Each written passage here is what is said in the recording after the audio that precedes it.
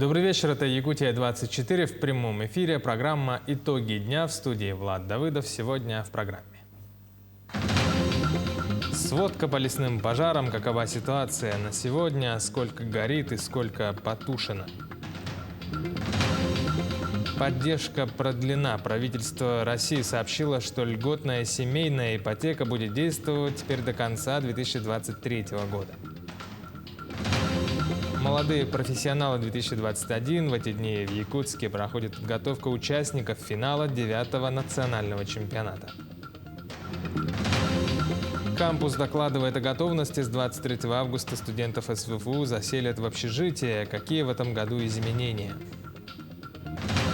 Алдану нужна поддержка. Продолжается общероссийское голосование за присвоение почетного звания «Город трудовой доблести».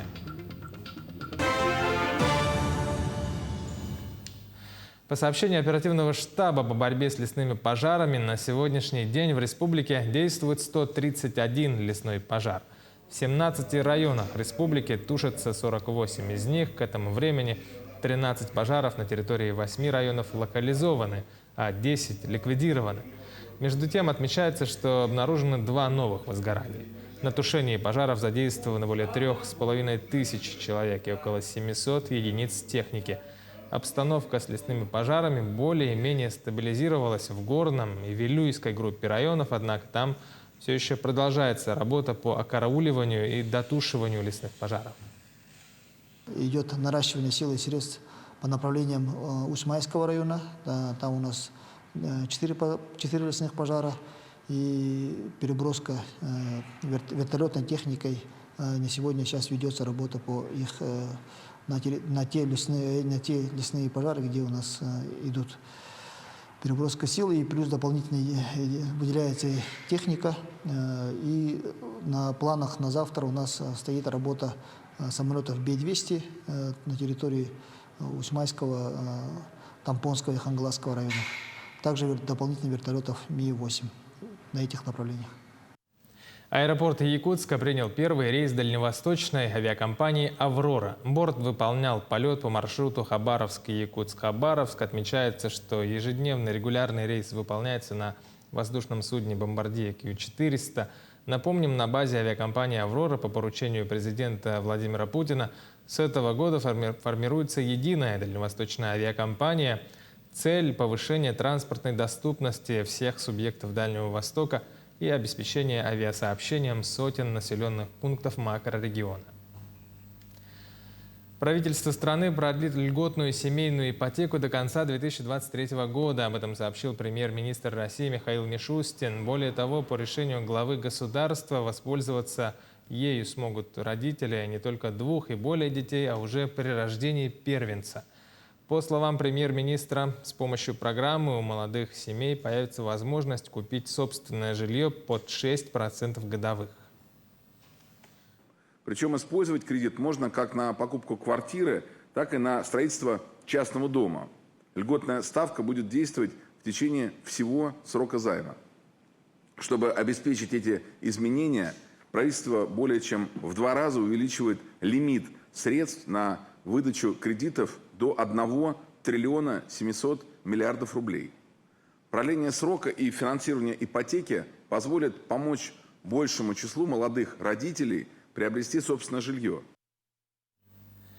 К другим новостям. Аварийный дом сносит на улице Автодорожная в Якутске. По сообщению мэрии, летом прошлого года произошла сильная деформация. Из-за глубоких трещин стен возникла угроза обрушения одного из подъездов этого здания.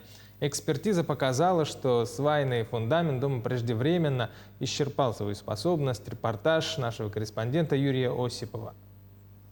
Илья Васильевич прожил в этом доме 9 лет. Рассказывает, что до прошлого года все было в порядке. Он отмечает, что не возникло никаких проблем с переселением. На полученную компенсацию они уже купили и переехали в новую квартиру.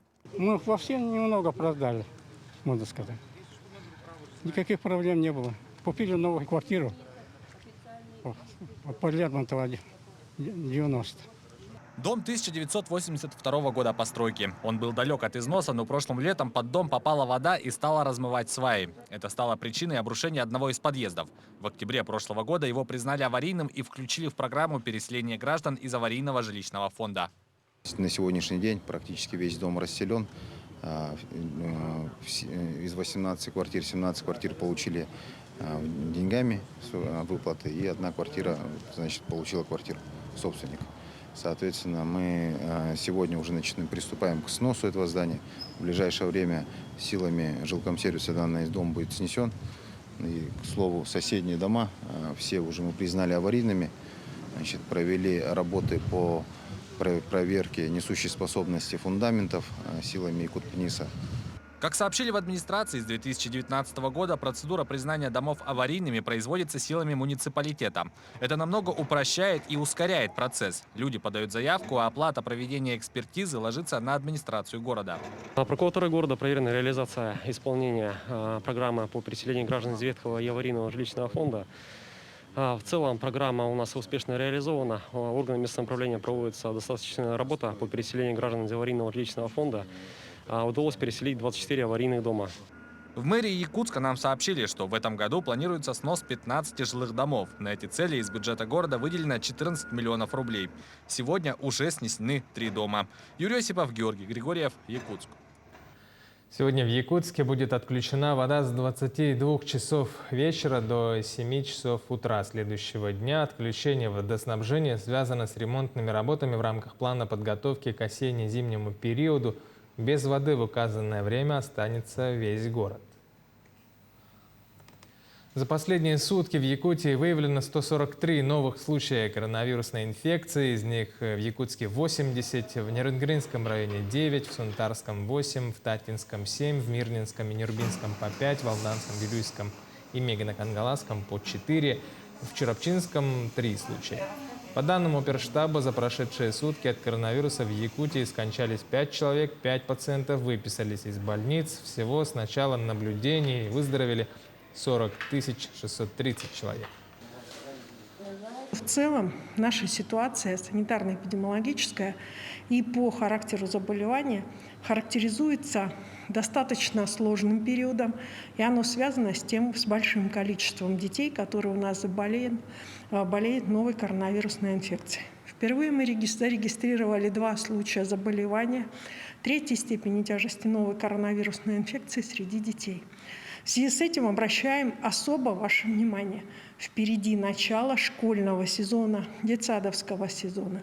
В связи с этим я обращаюсь к родителям. Огромная просьба для того, чтобы сохранять сегодня здоровье своих детей, детей, которых будут в дальнейшем в группах находиться с вашими детьми, приходите на пункты вакцинации.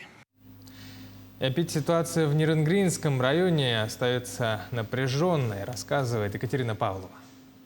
В Нерюнгринском районе за последнюю неделю по сравнению с предыдущей прирост заболеваемости коронавирусной инфекцией составил 18%. Первично выявленные случаи, они уже примерно сравнялись с тем, что было в аналогичный сезон прошлого года. То есть у нас, можно сказать, идет 3-я волна, которая, к сожалению, пока не убывает.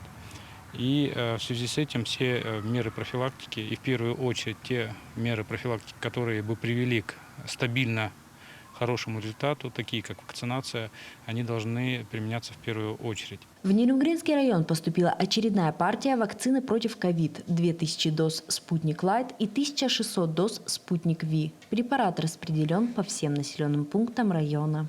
На данный момент привито население Нерюнгринского района вакциной «Спутник Лайт» 2300.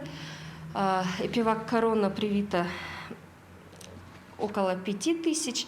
И около 12 тысяч привито вакциной Гамковид-Вак. Это «Спутник Ви». Сделать прививку можно в городе, в поликлинике для взрослых и в поликлинике профосмотров, в поселках, в медицинских учреждениях. Также продолжают работать дополнительные пункты вакцинации в торговом центре «Мир» и в Доме культуры имени Александра Сергеевича Пушкина. Что касается выхода работников из отпуска и обследования их на новую коронавирусную инфекцию. Указами главы республики предусматривается обязательность прохождения тестирования всеми гражданами, которые после отпускной поры выходят на работу. И тестированию должны подвергаться все лица, которые не прошли вакцинацию в полном объеме, то есть это 42 дня с момента постановки первого компонента, или переболевших за последние полгода. Коронавирус, адаптирующийся под существующие условия, продолжает заражать и обходить иммунные барьеры. Чтобы не заболеть, необходимо соблюдать все рекомендации и элементарные меры профилактики. Екатерина Павлова, Захар Головин, Нерюнгри. Ленские речники продолжают рабочий сезон. Как они справляются в этом году с объемами и планами? Сюжет Анны Кожевниковой. На рейде у Ленского речного порта сегодня всего 2 судна, но предприятие может принимать до 5-6 единиц водного транспорта. Помимо основной имеется нижняя причальная стенка, плавкран и 2-я транзитная линия. А вот на обработку груза уходит разное количество времени. Это зависит от наполнения судна. Если с селитрой и контейнерами попроще, то на выгрузку техники необходимо 2-3 смены. Всего в этом году в плане у Ленского речного порта 370 тысяч тонн. Сегодня уже разгружено более 200. 94 тысячи – это компанейского груза в адрес Ленского отделения УМТС. И 87 тысяч – это в адрес сторонних организаций, таких как Техавангард, РНГ и РНС снабжение. По сравнению с прошлым годом объем увеличился порядочно.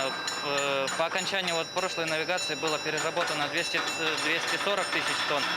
Контейнеры, как игрушечные кубики, поднимаются в воздух и опускаются на грузовик. Такие манипуляции с легкостью проделывает крановщик с 20-летним стажем. Мы находимся внутри портального крана грузоподъемностью 32 тонны на высоте 5-этажного дома. И удивительно, что на такой технике работают женщины. Ольга, расскажите, чем привлекла вас эта профессия? Ну, у нас работает целая династия была. Мама работала, сестра работала, одна и вторая. Ну, и нравится высота, лето хорошо. Бригада очень хорошая у нас. В летний период Ленский речной порт набирает дополнительно штат работников – стропольщиков, крановщиков и докеров-механизаторов. Сегодня в грузовом районе трудится 84 человека. Для Сергея Наумова это первая навигация. Это престижно, скажем так, работать в Алмаздортрансе. Опять же, северное накопление, бабки. И работа не сложная, не тяжкая. Работаем 2 через 2. Не вода, так огонь. Ополчение природных стихий не проходит бесследно. Если уровень воды в Лене последние 2 года позволяет беспрепятственно транспортировать груз по реке, то в этом году создали сложности пожары. Сильное задымление задержало некоторые составы, но до конца навигации времени полно. Поэтому весь груз будет принят и доставлен до адресата. Анна Кожевникова, Виталий Андреев, Ленск. С 23 августа студентов СВФУ заселят в общежитие. Сейчас студенческий кампус практически готов к работе. За летний сезон проведены ремонты во всех корпусах университета. Например, в общежитии 6Б по улице Каландрашвили, 17. Отремонтировали кухни, установили видеонаблюдение, заменили старые лампы в комнатах на светодиодные. В новом учебном году в студенческом кампусе выделено более 6 тысяч койко-мест. Из них около 1600 предоставят первокурсникам. Для того, чтобы заселиться, студенты отправляют через специальный личный кабинет сканы паспорта с пропиской, справки о составе и доходе из семьи. Сумма оплаты за койко-место в этом году чуть повысилась и составляет теперь 1033 рубля за месяц. В каждом общежитии со следующей недели будут развернуты медицинские пункты, которые на местах будут осматривать в целях исключения столпотворения. После того, как они пройдут медицинский осмотр, они вселяются в общежитие. Но есть один момент. Если студент вакцинирован, он сразу проходит медицинский осмотр, смотрят симптомы ОРВИ, кожный покров и так далее, дают справку. Если у студента нет вакцинации, полной иммунизации, то ему пишут направление, он должен пройти в нашу клинику СОВФУ, там сдать иммуноферментный анализ, и с результатом этого анализа он должен подойти обратно в общежитие, получить справку и вселиться в общежитие. Перед выпускниками 9 классов стоит вопрос продолжать обучение в школе или поступать в другие учебные заведения. Тему продолжит Валерия Наумова. В этом году в рамках реализации программы развития педагогических образовательных организаций высшего образования средняя школа номер 6 города Якутска продолжает набор в профильный психолого-педагогический класс. Для учебы привлекаются выпускники 9 классов, заинтересованных профессиями психолого-педагогической направленности. Открытие профильного класса актуально для нашего города, ведь Управление образования Якутска прогнозирует востребованность молодых педагогов в строящихся новых школах. Психолого-педагогический класс открываем по запросу Управления образования города Якутска. И знаем о том, что Министерство образования и науки Российской Федерации дал старт открытию психолого-педагогических классов по всей России. И в городе Якутске, да, действительно, немного педагогических классов, хотя это уже не новая тема, будем говорить, да, в образовании. К слову говоря, в городе Якутске таких классов всего лишь 2, и один из них открывается в средней общеобразовательной школе номер 6 в этом году. Выбор профессий не зависит от школьных оценок. Самое главное – личностные качества человека и внутренний интерес. Программа данного класса отличается от обычной школьной программы. У нас есть подготовленные программы элективных курсов. Это основы психологии, основы педагогики, игротехнология, цифровая культура. И у нас еще ребята будут изучать традиции именно и общие ценности педагогического образования нашей республики. И самое интересное, у нас будут обязательно активные выездные стажировки. Также у школы есть договоренности с самарским филиалом Московского психолого-педагогического университета, Казанского федерального университета, Санкт-Петербургского государственного университета и Московским педагогическим университетом. Уже не первый год с ними сотрудничает школа. Конечно, в списке также числится и наш Северо-Восточный федеральный университет. Которые к нам поступят в 10 класс, да, конечно, они с первых дней уже нацеленно будут строить свои дорожные карты, и у них будет уже траектория профессионального самоопределения. И благодаря вот именно нашим преподавателям университетов, да, и наших опытных учителей, они уже будут более качественно начинать готовиться к предстоящим экзаменам. Уже запланированы во время осенних, зимних и весенних каникул выездные стажировки в ранее названные вузы. Будут организованы онлайн-семинары, дистанционные курсы. А в летнее время запланирована психолого-педагогическая экспедиция и образовательный туризм. Это уникальные в своем роде проекты. В течение последних 2 лет педагогический состав школы номер 6 усиленно готовился к запуску профильного класса. Новая программа – это новая ответственность. Немаловажно отметить, что выпускники будут трудоустроены и есть понимание, в каких школах они смогут работать. К слову сказать, заявки еще принимаются до 30 августа и есть время стать одним из первых учеников данного класса. Валерия Наумова, Павел Пахомов, Якутск. В эти дни прошел семинар молодых русскоязычных писателей, который был посвящен столетию писателя Юрия Шамшорина. Сегодня в Музее литературы состоялось закрытие этого семинара. Принимали участие авторы из Алтана, Алекминска, Среднеколымска, Якутска, а также были приглашенные гости из Москвы. В ходе мероприятия были замечены талантливые ребята, которые в будущем наверняка будут серьезно заниматься литературой.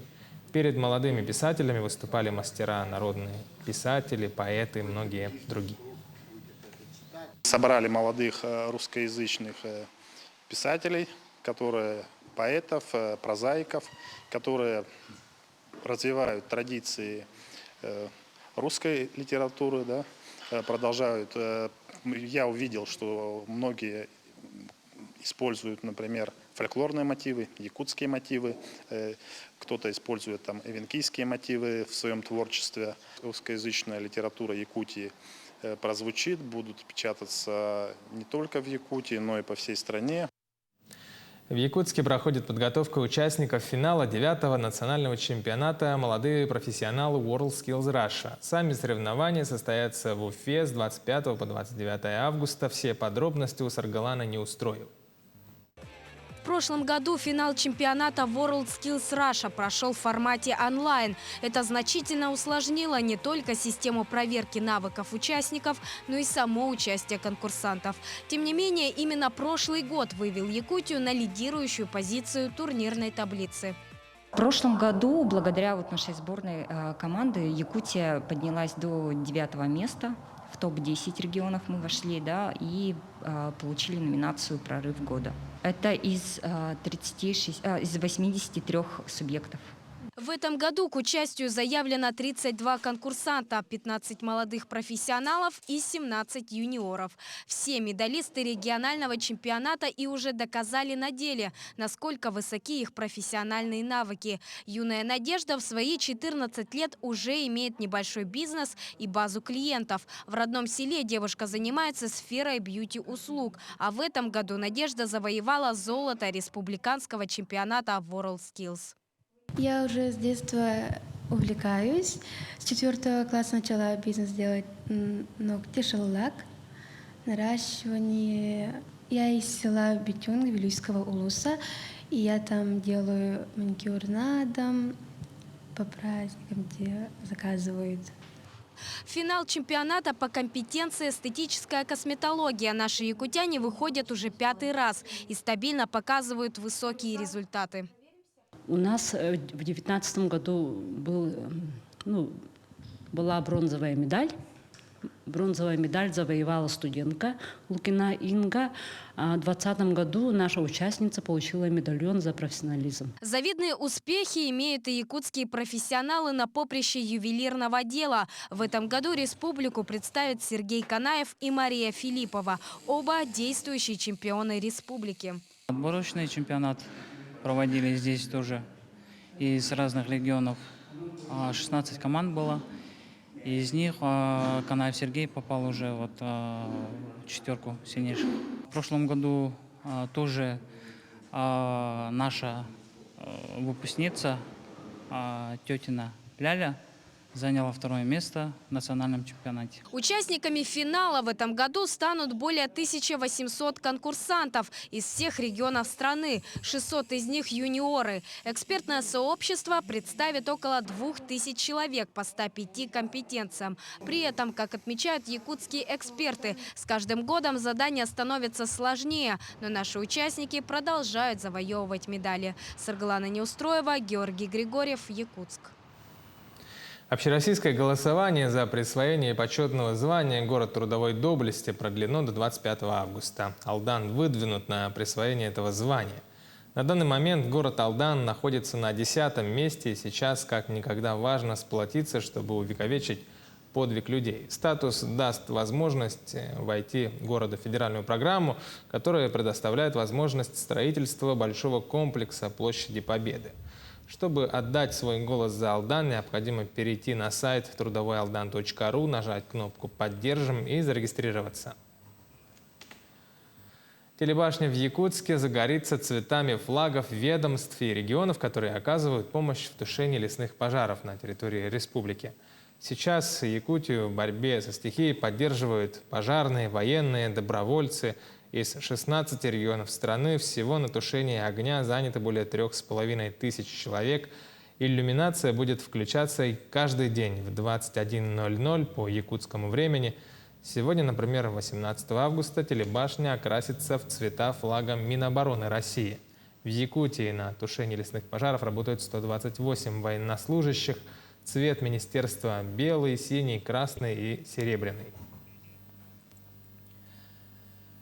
Айсен Николаев пожелал победы спортсменкам, готовящимся к Паралимпийским играм в Токио. Пройдут игры с 24 августа по 5 сентября.